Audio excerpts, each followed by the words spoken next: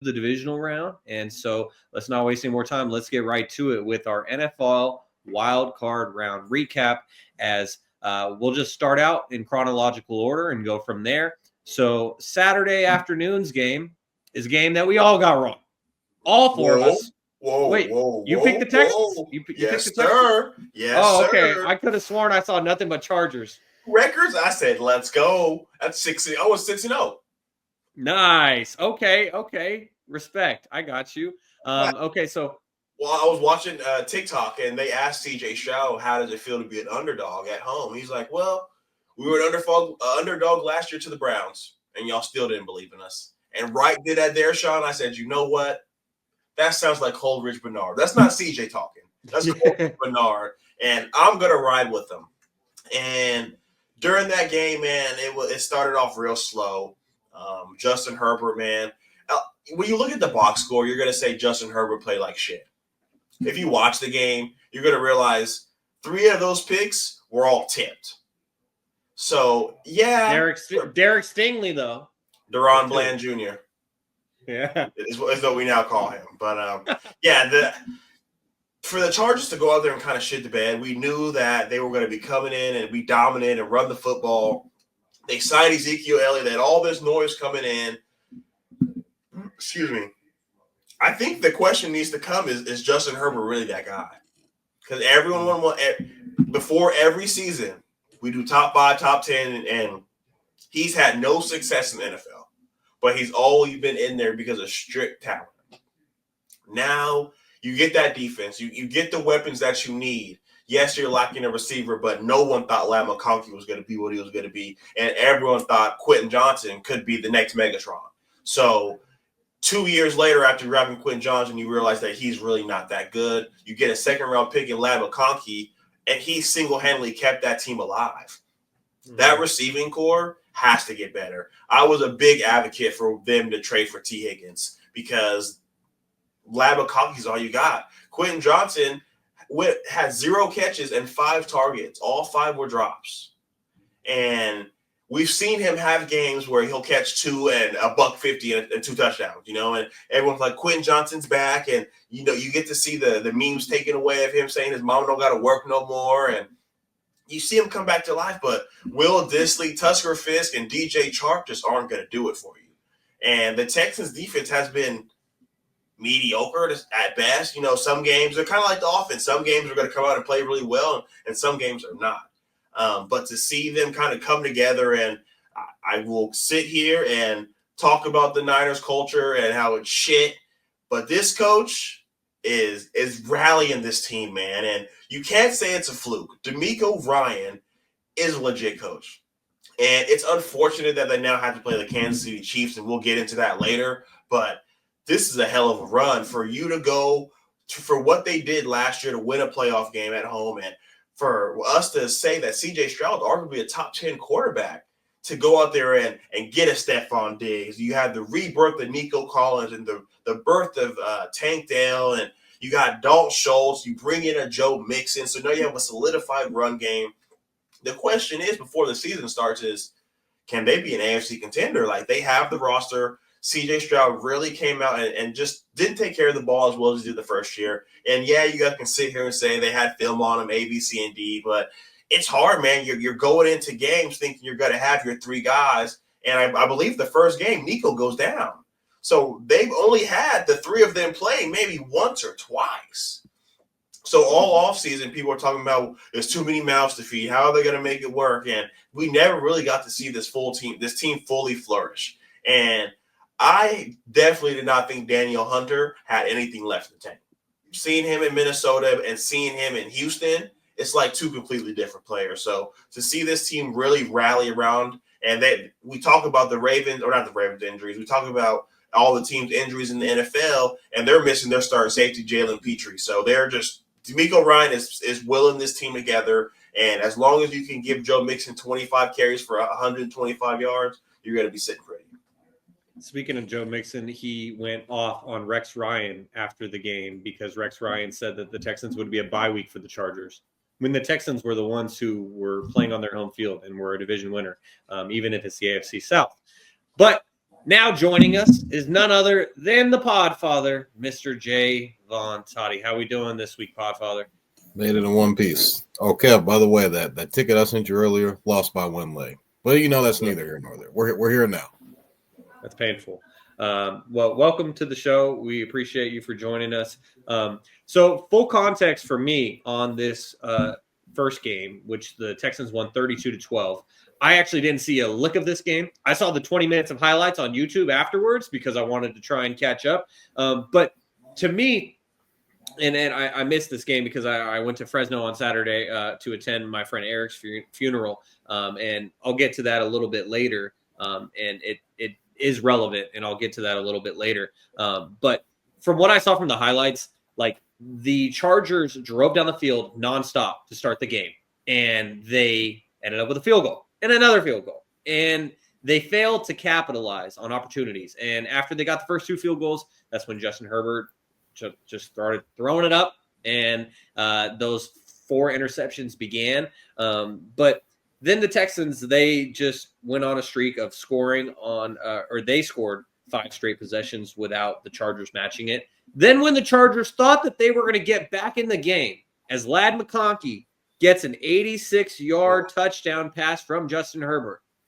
and Cameron Dicker, the kicker, not only gets his kick blocked, okay, that shit happens, but then he just watched it float up and just jumped up to try and grab it, and then he tried, but knocked that shit down. He tried. He got blown up.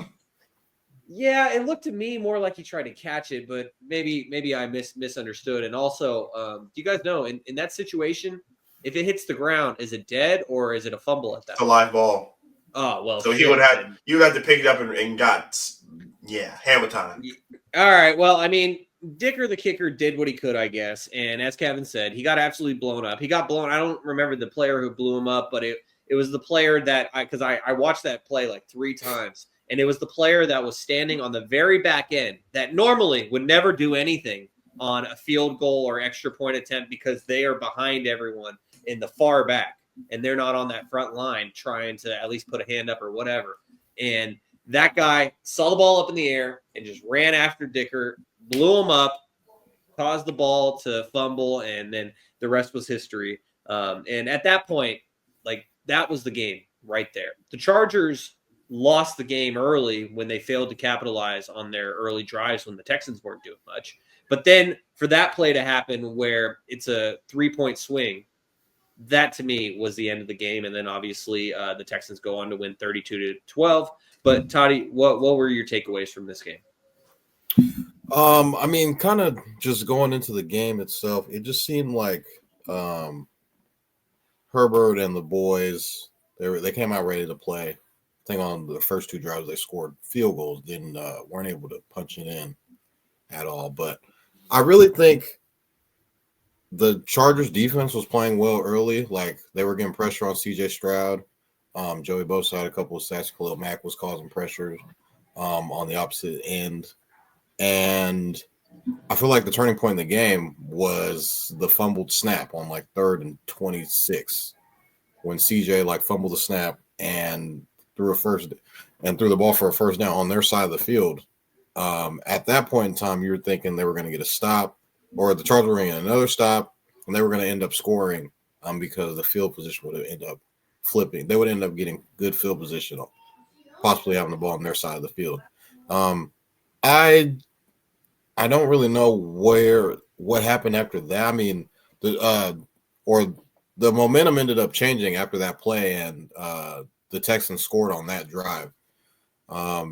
Herbert we got to start having that conversation about how good this guy Herbert is. How good is Justin Herbert? I remember a while back on this show, Kevin, he plants these seeds throughout the year. This was about, I think, maybe 2 years ago, a year ago. We did a factor cap on, I don't know if it was a factor cap, but it was who would you rather have? It was Justin Herbert versus Trevor Lawrence. One guy has a playoff win, the other guy doesn't. Now, I understand there's the Daniel Jones, Trevor Lawrence comparison. There's this guy, that blind resume. But at the same time, you're looking at, okay, one guy does have a playoff win, and it is against the other guy. But the other guy is kind of viewed as one of the best quarterbacks in the league. Like some people are saying, top 5. I get he has like a bunch of really, really crazy stats, but when we've seen him in 2 playoff games in the past couple of years, has not and has thrown multiple interceptions in both of those playoff appearances. Another crazy stat was that Justin Herbert threw more interceptions than he did all year in this one game. That was an insane stat that I saw. I think he only threw 3 picks the whole year. He threw this one game. I think the Chargers defense is solid. I just think the turnovers he threw 2 pick sixes. Like, what do you want me to do? The offense gave up 14 points. You're not going to win that way. So I think what the Chargers need to do in the offseason, I think J.K. Dobbins is definitely solid. You guys would know a lot more about him, him coming from Ohio State. I think they need to cut Quentin Johnston. He had as many. Too young, Todd. You got 3 more years with him. He had as many catches as me, you, and Shaun. Hey, man. Will Disley gonna come up? DJ Chark? They ain't got no other options. They didn't have Josh Palmer. He was out with an injury in this game, which I thought would have been a little. I don't know if he would have. Oh, he's gonna catch 3 touchdowns, but I thought he would have been a little bit of a deep threat for them. Lab McConkey. I don't know if he's a number 1 guy. I feel like he'd be a really, really good number 2. This is the opportunity for you to go out and get perhaps a T. Higgins. I don't know if they'll be able to draft a number 1 in this particular wide receiver draft. I don't know if there's a guy out there that's going to be game-changing number 1 type. Maybe there's 1 or 2, but I don't know if there's going to be a number 1 guy per se in this year's draft class. Herbert just has to be better. He can't turn the ball over. I mean, you can make all these changes, all the changes that I kind of hinted at in the offseason, but Herbert has to be able to not turn the ball over. I mean, I get one of the passes was tipped, but the 3 picks that he threw were like, what are we looking at? He's hitting guys in stride. So it's like Harbaugh comes in year 1. For Chargers fans, to be honest, this is a really good season for you because last year Brandon Staley was your head coach, and you guys were in the gutter. So I mean, going from that to being in the playoffs is just you're head over heels. But I think there's some steps that they have to take moving forward. I mean, that's what Jim Harbaugh does. He's going to change your team. Shaun and I know from experience. I mean, we had Mike Singletary as our head coach, and Mike Singletary. We had Chip Kelly. What was the Shula? Not Shula. It was Tom Sula, aka Ron Jeremy. It was one of the worst years ever, and Harbaugh comes in. We go to the NFC Championship. The rest is history. So Chargers fans, you have a lot to look forward to. I just think your quarterback definitely has to play better. I think they need to get better on the outside as far as receiver goes. Defense is solid. Pass rush is solid. The only thing that I would really hint at is just probably try and go buy a receiver. I did see I saw another report that came out about who Jim Harbaugh was interested in drafting. One of them was Joe Alt. The other guy that they were looking at drafting was Brian Thomas Jr., and that was at the number 5 spot. He was one of the receivers. Obviously, we saw what he was able to do in Jacksonville this year, but he wasn't really one of those like 3 guys. It was Marvin Harrison Jr., Malik Neighbors, and why am I blanking on the last name? Marvin Harrison, Malik Neighbors, and Rome Dunze. So those were the 3 guys that he was those were like the top 3 guys that everybody was talking about. But Brian Thomas Jr. was a guy that I wanted on the San Francisco 49ers. It's coveted on the draft pod that we had when he was drafted. I was sick to my stomach, but that was another guy that Jim Harbaugh was kind of looking at that. Maybe people weren't thinking about being drafted in that top 10 spot. But I mean, if you're looking at it now, man, he's might have been the best receiver coming out this year. It's crazy to hear you guys say that Ladd McConkey doesn't have the potential to be a number one wide receiver because Toddy, is Malik Neighbors a number one wide receiver? The guy who you say is the best from this class? Absolutely. Oh, absolutely. Got it. Okay. So if we just do a quick comparison of some statistics real quick, Ladd McConkey, Malik Neighbors, because this is stats over politics, right? Ladd McConkey, Malik Neighbors, 7 touchdowns each this season. Ladd McConkey has more average yards per catch. 14 yards per catch for Ladd McConkey, 11 for Malik Neighbors. Okay, Malik Neighbors got him here, 109 receptions. That's a lot. Ladd McConkey. The most by any Giants receiver in Giants history. The most by any rookie receiver, period, in the NFL history. I'm just saying. Hey. But, okay, he's feeding him on, or he's being fed on 5-yard out routes. Cool. But 109 receptions for Malik Neighbors, that's understandable. Like, that's a crazy stat. 82 receptions for Ladd McConkey. That's a big difference. But when we look at the receiving yardage, despite a 27 catch disparity between the two, Malik Neighbors, 1,204 yards receiving this year. Ladd McConkey, 1,149. You just said definitively, without a shadow of a doubt, that Malik Neighbors is a number one wide receiver in the NFL, but Ladd McConkey is a glorified 2. He's a Wes Welker. Like, come on, stats over politics. Yeah, but Shaun, there's a big number you're not looking at. Oh, go ahead. It's the other people in the room. Wan'Dale Robinson had 93 catches. Yeah. You know who the second lead in catches were for the Chargers? Unfortunately, it was Quentin Johnson at 55. Cool, man. So the catch disparity between 1 and 2 is 30 catches. That's not targets, that's catches. So, put Malik Neighbors on the Chargers, I think it looks the same. Kevin, I also wanted to add there's just one thing that we're dealing with. So Justin Herbert was Ladd McConkey's quarterback. You guys want to know who Malik Neighbors was? Do you guys? Oh yeah, Daniel Jones. He's not even on the team anymore. Got you. Tommy DeVito. He was dealing with that was him. He was throwing the ball. Oh well, Drew Lock, another guy. So he's dealing with 3 different guys who don't push the ball downfield. Now again, I was kind of crapping on Herbert in the last segment a little bit, but he pushes the ball downfield.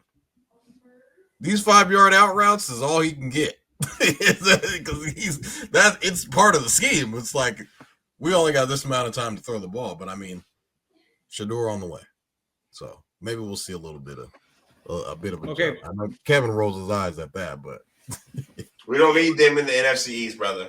We already got Jaden. We don't need no more young superstars. Real quickly though, kind of on this same note, since we started talking about the Rookie of the Year race, and this is aside from the Texans and Charger game, but it is relevant, and I just want a yes or no answer. Go around the panel, then we'll move on to the next game for the sake of time. But Toddy, is Jaden Daniels the offensive Rookie of the Year, or is it Malik Neighbors, or is it Brock Bowers? I think it's the guy who just won me some money. Jaden Daniels. So for context, yes. Yeah. Jaden Daniels. And Kevin? It's got to be Jaden, just to see what he's completely transformed this team. And the other positions are very dependent. He's dependent on everybody else. He doesn't look good if his team doesn't look good. So yeah, you got to give it to the quarterback, because I mean Brock Bowers got almost. I think Malik Neighbors out targeted him by 2. So as a rookie, you're getting 168 catches or targets. It's really hard to. And then the only other dude who really had a shot was Bo Nix. But you know who didn't have a shot? Ty, Mr. Top 15 quarterback Caleb Williams. That's another story for the time. Yeah, and speaking of Bo Nix, I revisited one of the clips that we had from about 2 months ago, where it was like, hey, the Broncos, they have the longest playoff drought of a Super Bowl champion at 9 years or whatever, or 8 seasons. Bo Nix was able to break that. And so it is a very competitive Rookie of the Year race on the offensive side this year, which is something that you just love to see, because some years they're just like, I guess he was the best, give him the award. But this year there's like 5 guys that could be deserving. So